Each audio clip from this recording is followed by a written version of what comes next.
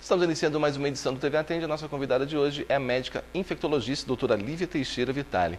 Doutora Lívia, é um prazer recebê-la aqui. Eu que agradeço o convite. Doutora Lívia, o Brasil vive um momento de alerta, Andradas também vive um momento de alerta com a dengue. Como que o vírus da dengue, ele age dentro do nosso organismo? Na maioria das pessoas, ele não causa sintomas. As pessoas vão ter dengue, muitas vezes vão fazer o exame de sangue e vai aparecer lá que alguma vez na vida elas tiveram. A maioria das pessoas tem essa forma que a gente chama de assintomática, ou então é uma doença autolimitada, é uma doença que cursa com uma febre, uma dor no corpo, mas que passa espontaneamente algum tempo depois. Agora, existem outras pessoas que vão fazer a dengue clássica, que aí é uma febre mais persistente, mais alta, uma dor no corpo mais importante, a pessoa pode ficar prostrada, que seria a dengue clássica. E tem outras pessoas, uma porcentagem menor, mas existem, pessoas que vão fazer a febre hemorrágica do dengue, que aí esse vírus ele vai estar lesando a célula, que recobre os vasos sanguíneos, e a pessoa vai apresentar então fenômenos hemorrágicos, que aí a gente chama de febre hemorrágica do dengue. Então a gente pode ter desde nada, sintoma nenhum, até esses sintomas mais exuberantes que, assim, se não cuidados a tempo, a pessoa evolui para o óbito devido ao sangramento. Desde a mais simples até a mais grave, ela causa consequências graves dentro do organismo? Porque a gente não vê o que está acontecendo dentro do corpo, mas a gente sabe que o vírus está trabalhando lá dentro, né? Isso. Nas formas que não tem sintomas, não, a pessoa não vai ter repercussões disso, Na dengue clássica, ela vai ter repercussões transitórias, aqueles 7 dias ali de doença, que a pessoa vai se afastar das suas atividades habituais, vai ficar prostrada, vai ter dores, febre, então assim, é ruim, ter dengue. E essa febre hemorrágica do dengue são fenômenos, então, mais importantes, esses sangramentos ocorrem com mais importância e, assim, a gente fala que não existe tratamento para o dengue, que o tratamento seria só sintomáticos. Não, existe. O tratamento para dengue é hidratação. Se eu hidratar esse paciente corretamente desde o primeiro dia de manifestação dos sintomas, eu vou conseguir com que essa lesão que ocorre dentro dessa célula, ela seja menor.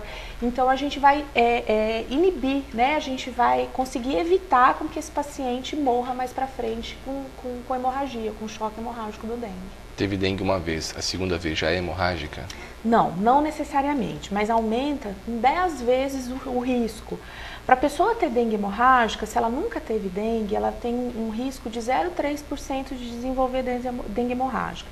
Se a pessoa já teve dengue mais de uma vez, essa chance aumenta para 3%, ou seja, 10 vezes mais chances de ter. Isso por fenômenos imunológicos, não são muito bem explicados, mas a pessoa fica mais suscetível a ter essa lesão dentro desses vasos sanguíneos causados pelo vírus, e aí ter esses fenômenos, apresentar esses fenômenos hemorrágicos. Se eu tive um tipo de dengue, eu não vou ter esse mesmo tipo, meu organismo está resistente a ele? Isso, nós temos 4 subtipos do dengue.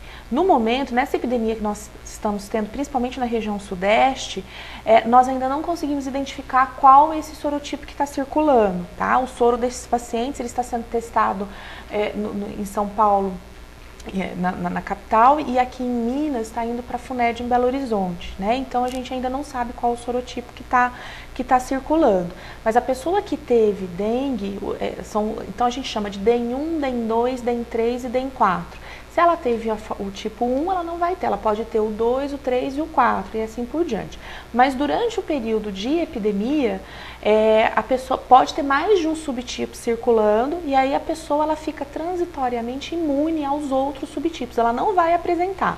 Mas, por exemplo, o ano que vem a gente tiver uma epidemia de novo, aí se for um outro sorogrupo, ela pode apresentar dengue novamente. Pode ocorrer uma mutação nesse vírus para que a pessoa possa ter novamente um mesmo tipo? Não. Da causa imunidade duradoura. É imunidade duradoura, não. Hoje, se percebe que esse vírus está tendo mutação?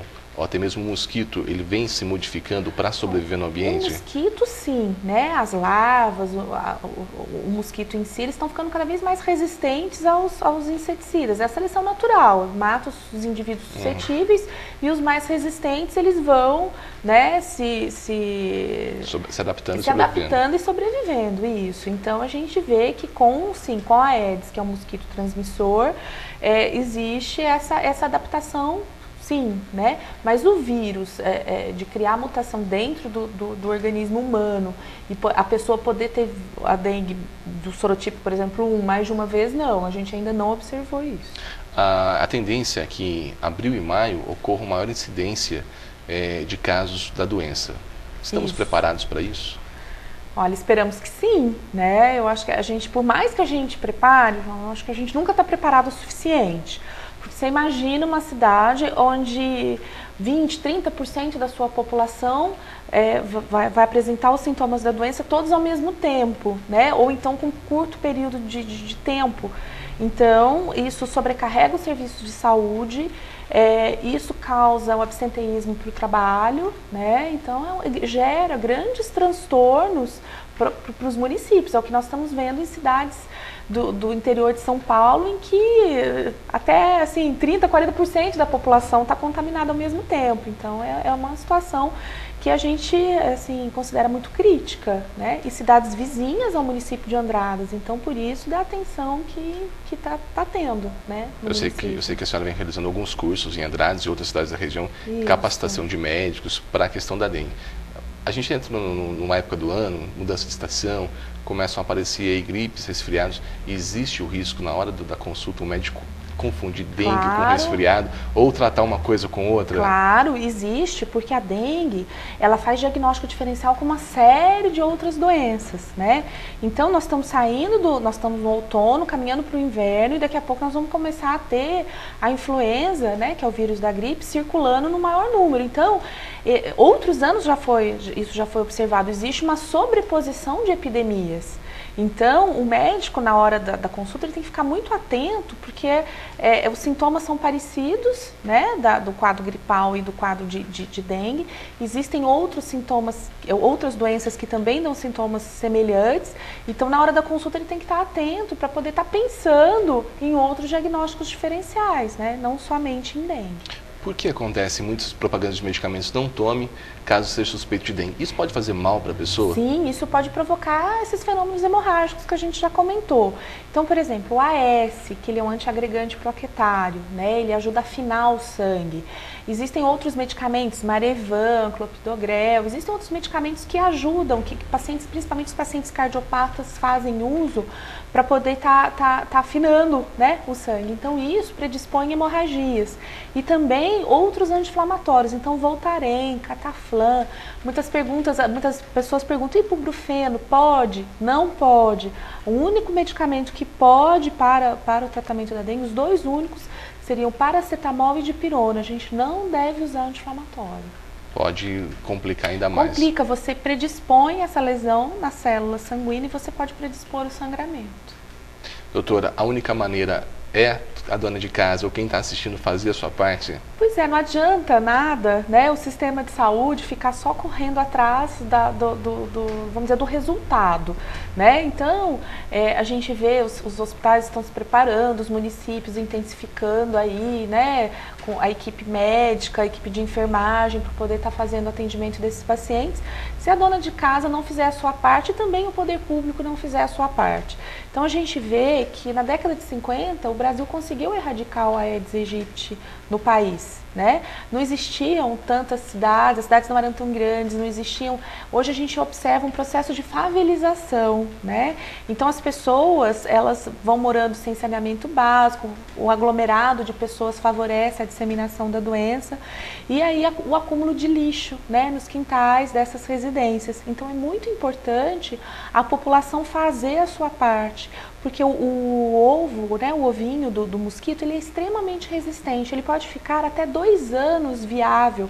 Parou de chover, secou aquele recipiente, ele fica lá quietinho. A primeira chuva que der, ele eclode, né? Então, se ele tiver as condições ideais de temperatura e umidade, ele vai eclodir e a doença vai se propagando. A vacina é uma alternativa para o futuro? Sim, existem vacinas já em fase 3, né, que seriam essa testagem em humanos, já com resultados bastante promissores. O que atrasou um pouquinho essa vacina foi devido aos 4 subtipos, né? Então, eles têm que fazer uma vacina que seja efetiva contra os 4 subtipos do dengue, o 1, o 2, o 3 e o 4. Mas já está em fase 3 e a gente espera que até o ano que vem ela já esteja em uso aí. Tá certo, doutora Lívia, agradeço a participação. Até uma próxima oportunidade. Eu que agradeço. Conversamos hoje, teve atende com a médica infectologista doutora Lívia Teixeira Vitali.